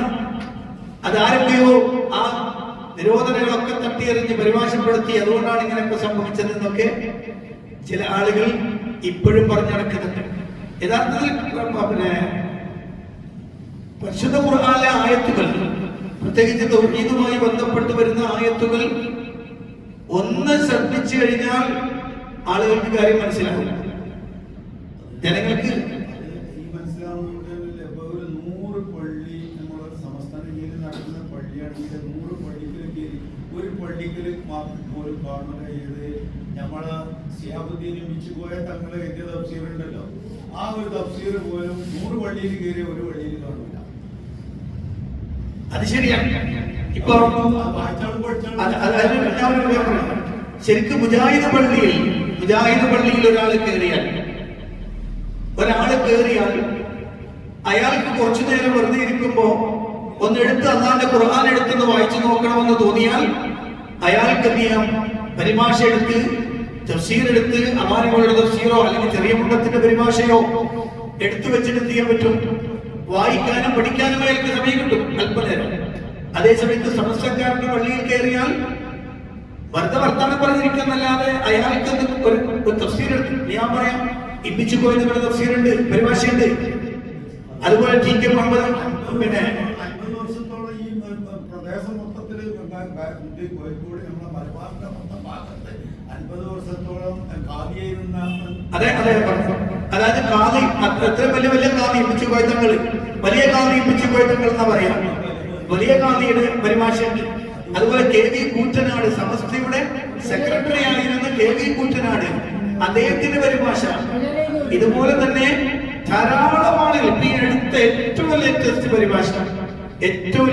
പരിഭാഷ എഴുതിയത് നമ്മള് കാസിമിയാണ്. കാസിമി വരെ പരിഭാഷ ഇറങ്ങിയിട്ടുണ്ട്. അങ്ങനെ ഈ പരിഭാഷകളൊക്കെ ഇവിടെ ഉണ്ടെങ്കിലും ഒന്നും പള്ളിയിൽ വെക്കൂല.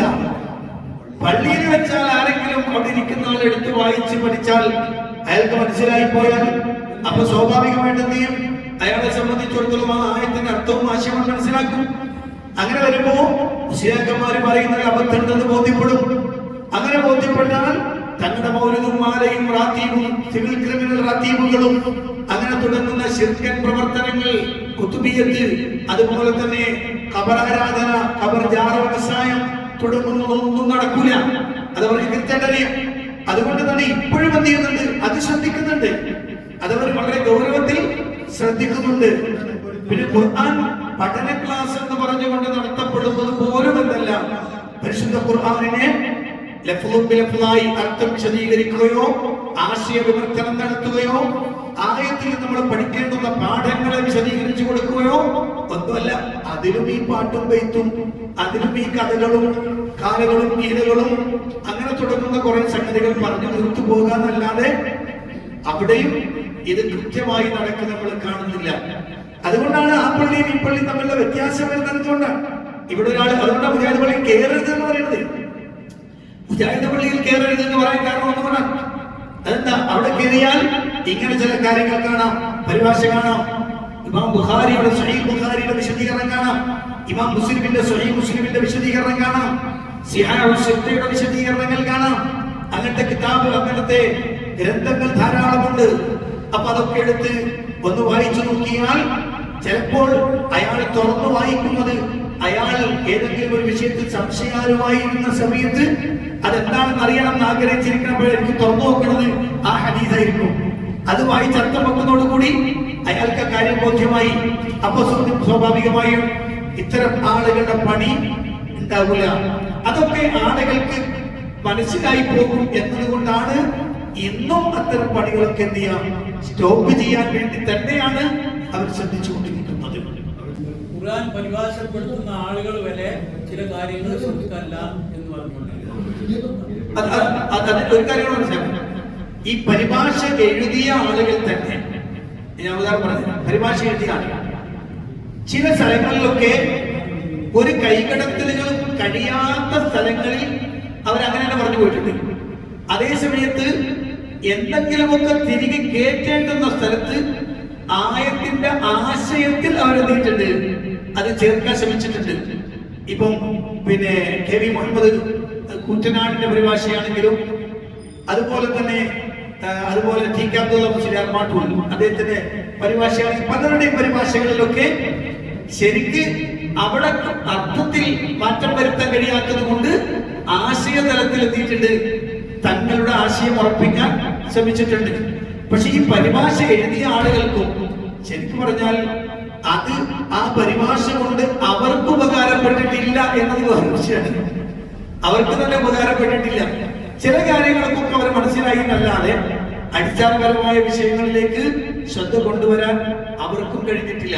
ഞാൻ അതിൽ ഉദാഹരിക്കുമ്പോ ചില ആളുകൾ ചോദിക്കലുണ്ട്, അതൊക്കെ അവർ പരിഭാഷപ്പെടുത്തിയില്ലേ, എന്നിട്ടും അവർ ശരിക്കാണല്ലോ ചെയ്യുന്നത് എന്ന് ചിലർ ചോദിക്കുന്നു. കേരളത്തില് പരിശുദ്ധ ഖുർആനിനെ പഠിച്ച് മനസ്സിലാക്കിയിട്ട് ഖുർആനുമായി ബന്ധപ്പെട്ട ഒരു നല്ല പുസ്തകം ഒരാൾ എഴുതി. ആ എഴുതിയത് വാണിദാസ് ഇളയാവൂരാണ്. അദ്ദേഹം എഴുതിയ പുസ്തകത്തിന്റെ പേര് ഖുർആനിന്റെ മുന്നിൽ വിനയാന്വിതനായി എന്നാണ്. ഖുർആൻ എന്ന ഈ മഹത് ഗ്രന്ഥത്തിന്റെ മുന്നിൽ ഞാൻ വിനയാന്വിതനായി നിൽക്കുകയാണ് എന്ന് പറഞ്ഞുകൊണ്ടാണ് അയാൾ പുസ്തകം എഴുതിയത്. പക്ഷെ അയാൾക്ക് ഒരിക്കൽ പോലും മുസ്ലിം ആകാൻ കഴിഞ്ഞില്ല. എന്തുകൊണ്ടെന്ന് ചോദിച്ചാൽ പരിശുദ്ധ ഖുർആൻ അത് മനസ്സിലാക്കുമ്പോഴും പഠിക്കുമ്പോഴും അതിനെ പരിഭാഷപ്പെടുത്തുമ്പോഴും അതിന്റെ ആശയം മനസ്സിലാക്കുമ്പോഴും അതിനെ അല്ലാഹു സുബ്ഹാനഹു വ തആല ഒരു മനുഷ്യന് ഹിദായത്ത് കൊടുക്കുന്നത് അതിലേക്ക് സമ്പൂർണമായി അതിന്റെ സത്യം മനസ്സിലാക്കാനുള്ള ആഗ്രഹത്തോടെ ഇറങ്ങുമ്പോഴാണ്. അങ്ങനെ ഇറങ്ങുമ്പോഴേ അയാൾക്ക് എന്ത് ചെയ്യുള്ളൂ, തൗഫീഖ് കിട്ടുള്ളൂ. അത് കിട്ടിയിട്ടില്ലെങ്കിൽ അതിന്റെ അർത്ഥം അയാൾ സമ്പൂർണമായ മനസ്സോടെ പൂർണ്ണമായ ഇഖ്ലാസോടെ അതിലേക്ക് ഇറങ്ങിയിട്ടില്ല എന്നാണ് അതിന്റെ അർത്ഥം. അതുകൊണ്ടാണ് പ്രവാചകരുമായി ഏറ്റവും അടുത്ത് ബന്ധമുണ്ടായിരുന്നിട്ട് പോലും അബൂ താലിബിന് ഇസ്ലാം കിട്ടാതെ പോയത്. അബൂ താലിബിന് ഇസ്ലാം കിട്ടായത് കാരണം അതാണ്. അതുകൊണ്ടാണ് പ്രവാചകന്മാരുടെ കൂടെ കഴിഞ്ഞ അവരുടെ ഭാര്യമാർക്കും മക്കൾക്കും ഇസ്ലാമിനെ കിട്ടാതെ പോയത്. ഈ പറയപ്പെടുന്ന രൂപത്തിൽ ആത്മാർത്ഥതയോടെ 100% ഇഖ്ലാസോടെ നിയത്തോടെ അതിലേക്ക് പ്രവേശിക്കാൻ കഴിഞ്ഞിരുന്നില്ല എന്നതാണ് എന്റെ പ്രത്യേകത. ഇൻഷാ അല്ലാഹ് എന്നാൽ നമ്മൾ ഇശാന്റെ സമയമാകണം, നമ്മൾ അവസാനിപ്പിക്കുന്നു. നമ്മൾ ഇൻഷാ അല്ലാഹ് അടുത്ത ക്ലാസ്സിൽ എല്ലാവരും റെഡിയായി വന്നോളി. വിഷയ സംബന്ധമായി ചോദ്യം മനസ്സിലാക്കി ചോദിക്കാനായിട്ട് റെഡിയായി വരിക. അല്ലാഹു അനുഗ്രഹിക്കുമാറാവട്ടെ. നമ്മുടെ പ്രവർത്തനങ്ങൾ സ്വീകരിക്കുകയും അർഹമായ പ്രതിഫലം തന്ന് അനുഗ്രഹിക്കുകയും ചെയ്യുമാറാവട്ടെ. റബ്ബന ആതിനാ ഫിദ്ദുനിയ ഹസന വഫിൽ ആഖിറതി ഹസനത വഖിനാ അദാബന്നാർ. ആമീൻ ബിറഹ്മതിക യാ അർഹമർ റഹീമീൻ. വൽഹംദുലില്ലാഹി റബ്ബിൽ ആലമീൻ. അസ്സലാമു അലൈക്കും വറഹ്മത്തുള്ളാഹി വബറകാതുഹു.